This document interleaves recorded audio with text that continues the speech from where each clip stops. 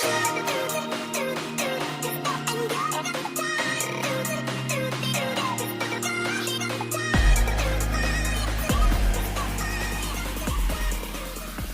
Kyle, you're a veteran. Yeah, Navy veteran. 6 years before I got medically separated. Didn't have much of a choice on that one, but 6 years, 3 deployments, both coasts. Traveled all over the world. Wow. So, What are some of the places? China, been to Iceland, been all over Europe, all over Africa, Kenya, South Africa. Like I said, multiple places in Europe. Missed Australia. We were supposed to stop there and we weren't able to. Disappointed about that one. Yeah. See the kangaroos. Yeah, that's just what I wanted to. I wanted to see the kangaroos. I was going to try to sneak one back with me. The benefits of military travel. Yeah. Hey, you never know what exotic pet I can come home with. That's funny. So that's some pretty extensive experiences. Yeah. Definitely interesting culture shocks. Mm-hmm. Between seeing, the difference in the buildings, the way people are, the way they act, what they eat. Right. So it changes a lot based on culture and location. And your perception of people and maybe the way of life. Mm-hmm. Yeah, and it really gives you a different mindset on how you look at people. Like, you don't normally interact with people the same way here as you would over in Saudi Arabia and stuff like that, and things like showing the bottom of your foot to people is very offensive, where here it's the bottom of your foot and no one cares. Right. We're like, wow, that's a little ridiculous, but it's not. It's something that's built into their culture. Yeah, and flipping someone a bird here means something and not necessarily overseas. So, I mean, it's interesting to see the difference in culture by itself. Mm-hmm. Right. So it really changes. Really opens up your mind, doesn't it? Yep, mm-hmm. Big time. I love travel and having that experience, the ability to be able to experience different places and seeing that, especially being raised in small town Wisconsin. Middle of nowhere. Where you have this very narrow and limited perception of the world and how things are. Yep. And we were raised with a specific way. 100%. How things are. Oh. So the ability to be able to travel and have those experiences is just amazing to open up your mind to all the different possibilities. Mm-hmm. Yeah. And definitely something that the veterans typically get an opportunity to experience. Yep. Most anyways, yeah, right? Most that deploy and stuff like that. And I mean, sometimes you just go to a duty station. Sometimes you deploy over in the Middle East, or you're on a ship like me, or, a couple different places around the world. So you mentioned medically...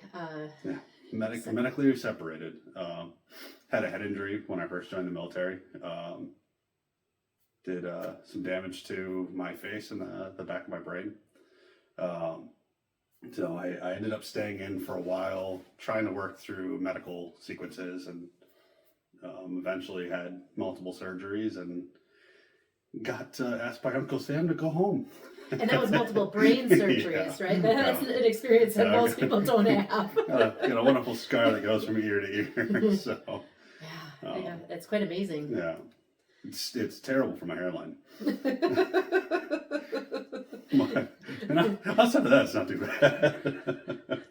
That was the branding mark. Yeah, gave me the good old comb over, and that's pretty much all I can do nowadays. Wow. So that was quite an experience and a life-changing experience for big you. Time. And several years in the making. Unfortunately, it wasn't one of those, let's go get this done and be done and over with. It was 5 years in the making, and still stuff that I have to deal with daily and keep moving through and practicing. Yeah. But that experience, was that experience what led you into getting the degree that you decided to pursue? It was definitely a big part of it. It pushed me towards studying neuropsychology, trying to study the way the brain works and how we think about things and process things, and how much different that can change with PTSD and with traumatic head injuries and illicit drug use or alcohol use and all that kind of stuff, trying to really understand the whole premise of everything, because to me that's extremely interesting. And then knowing that I can look at my own brain scans and go, that's not right. It makes it way more interesting. Do you want to evaluate your own? It's super fun. It's not recommended, but to me, it's very interesting. It's nice being able to see myself. Mm-hmm. And know It is that. fascinating. That degree is fascinating. And one of the reasons I think it is fascinating is that there's a lot of misconceptions on how our brain works. Oh, yes, most definitely. And the most interesting thing is, the most important part of the human body is the brain. The brain tells you that. So it's very, very egotistical. It's very complex. And self-satisfying. It's self-satisfying. It wants to know that it's the most important thing. That's why it tells you that. Yes. Me. Yep. It's all in, or what's in it for me. Well, it's just so different for each person. So the way I think, we can have a conversation about the same exact thing, bottle of water. And it's all different thought processes. Just based on each individual person and upbringing and everything. It just changes your whole entire mindset. What they've been experiencing. I heard I can't remember where it was, but I saw it one time, an analogy. I love my analogies. You're going to hear them. Was the way that they said that the brain operated was almost like filing system. Where your brain is going to take this information or this experience and file it. So it almost labels it, right? Yep. And previous experiences can determine whether that is labeled for you as positive or negative, which the same experience may be positive or negative for me, maybe the opposite. Yep. So it was very interesting how that worked. I thought, wow.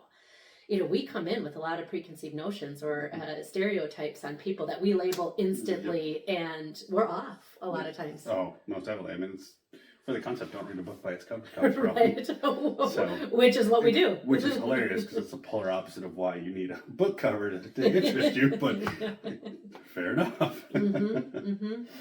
Yeah, that people will draw conclusions based on their experiences, but not based on what they see or the depth of the situation. No, what I always like as recommendations is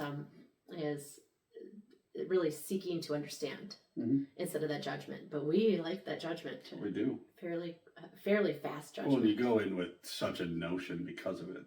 It comes with anything. That comes with the military. That comes with diets. That comes with eating. Or going somewhere, visiting someplace. We always have all these preconceived notions that change the concepts or could change the complete total enjoyment of an activity. And it also makes it so we try to get ahead of each other. So right. Have you ever had somebody that decides they're going to complete your sentence for you and they're off, they're wrong, they're completely wrong? No, just let me finish my thought.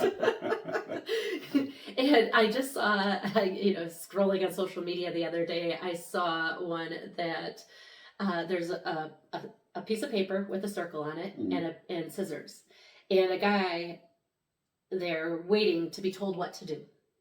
And the instructor tells them to pick up the scissors. That was it. Just pick up the scissors. Well, they completed the thought and decided to start cutting, and that's not what the instructor said to do. And he puts it down. And then, we're going to fix that mistake. Pick up the piece of tape. And again, automatically assumed what those instructions were going to be. And I just laughed because that's what we do. We get ahead of ourselves. Have you ever taken the test where if you didn't read the instruction? I haven't. I've had a test that said if you read the entire instructions, it says to skip the entire test and just complete and sign at the end of the test. No kidding, yep. And what do? We skip the instructions. We already know what we're going to do. We go through the entire test just to find out that you didn't need to. I had a teacher like that.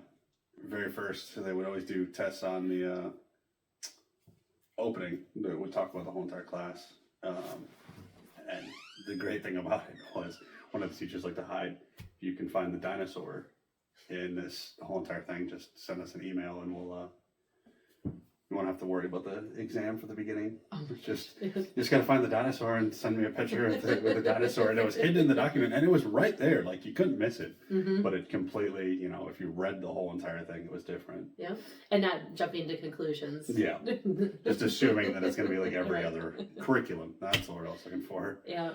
So it's really interesting that the way the mind works and how we got there. Yeah. Right.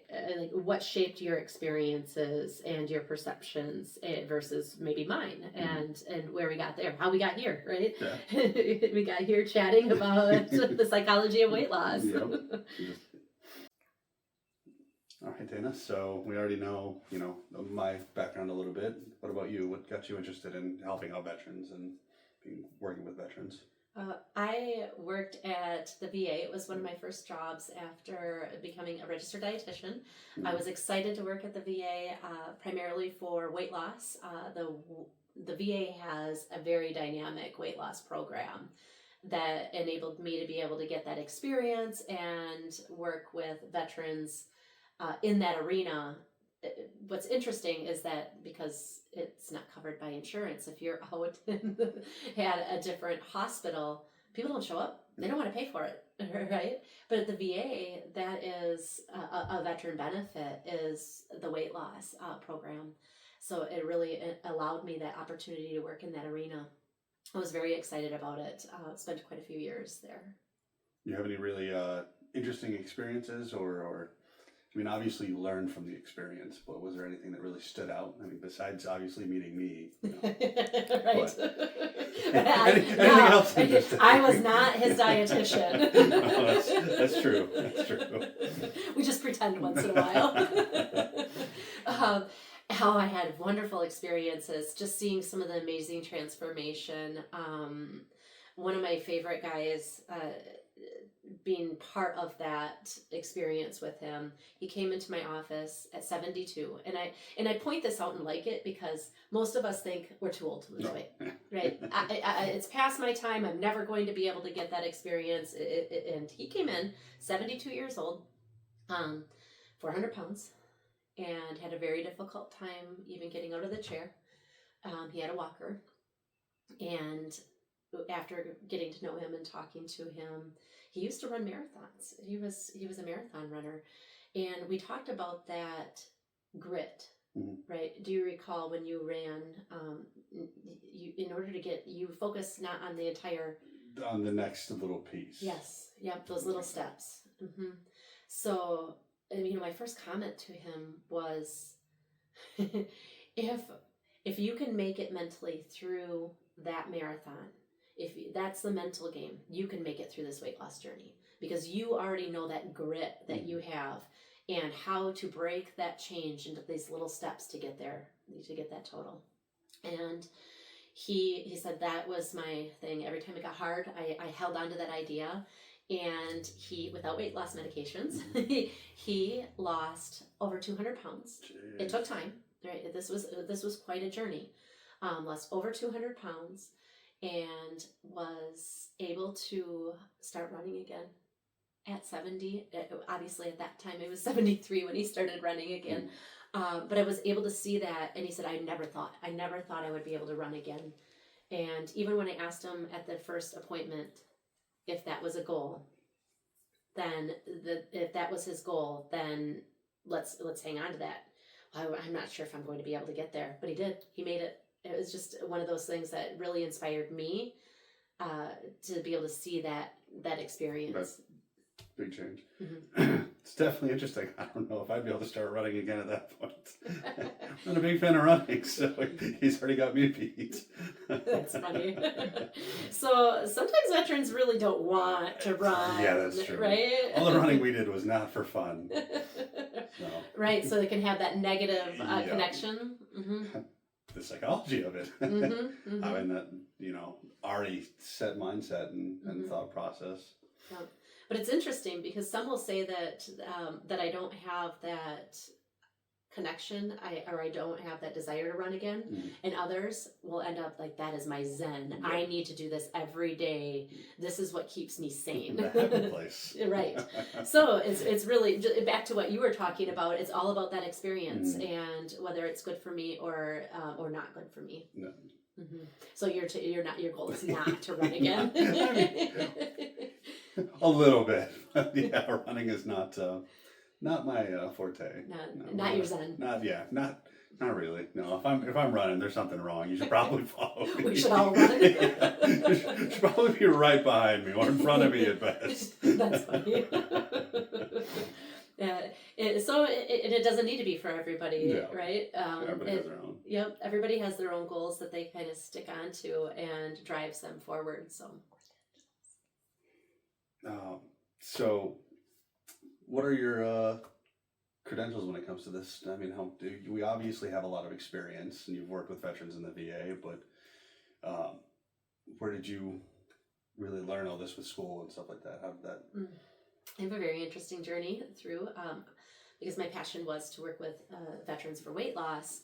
And after you get into it and those experiences, an entire new world started to open up.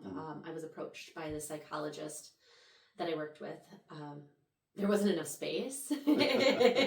So I ended up in the mental health building as the dietitian. Instead of in the primary care clinic, I was in with all the mental health providers. But which was good. That's what allowed me the experience and get connections and understand a little bit more of that psychology around eating. I was approached to be part of the eating disorder team. We were starting to put that together, and I was trained in cognitive behavioral therapy for eating disorders. And then that opened up the door for me to become a certified intuitive eating counselor. And I got into even more with Tai Chi and some of these integrative and complementary therapies that we have. I became a board certified specialist in obesity and weight management. My perspective, which is very interesting, is that they're opposite. So cognitive behavioral therapy for eating disorders is against weight loss. It is anti-weight loss. Weight loss drives the eating disorder versus my board certification in obesity and weight management, which is weight loss saves lives. So two very conflicting certifications, but understanding how those two come together to really meet each other's goals and be able to have the result of having, be able to achieve weight loss, right? Yes, exactly. Good news. There's other options besides running, apparently. Weight loss does not come from running. Fat loss maybe, but not weight loss. Different options. You do not need to run. No, that's interesting because like you said, there's two different concepts that you specialize in, and they take different approaches, and that's probably led you down some very interesting ideas and concepts, and like you said, Tai Chi and stuff like that. That's different than what most people would normally think of, i.e. just the running or changing the diet and that's it. And hitting the gym, lifting a bunch of weights, get nice and swole. Well, we do in exercise. Even the word exercise can have that negative connotation to it. So we look at how do you like to move? What do you like to do? What is the way that you want to move your body? As opposed to exercise that can be, we can avoid. Makes sense. Giving a little more options. And Yep. If I like to salsa dance, then we can salsa dance. Dancing is one of the best. You guys can have fun with that as well. That's like running. So maybe one of these episodes we're going to have Kyle not demonstrate. Dance. Not dance at all. We'll have the lights off. You guys can see all you want to see that. Maybe we'll start out with some Tai Chi. But however we want to move, some people, I remember one of my guys, his favorite was kayaking. That was what got him out. That's what got him active. And there's much more involved in the kayaking than just the exercise, right? Or the movement. It's also that experience, which interestingly helps with weight loss because it's good self-care. And that experience relates to the release of serotonin. Endorphins. Our happy hormone, right? But if you hate that exercise, then it's not going to be very happy. May not get that same serotonin release. I definitely need that though. So just great experiences that I've had in this journey, and it definitely has taken me down a road that I didn't anticipate, and it has brought me to the point now of starting my private practice as a dietitian that works with sustainable weight loss. and what also brought us together, and to be able to do the psychology of weight loss, bring it, marrying our experiences together, and how they really interrelate with your experience.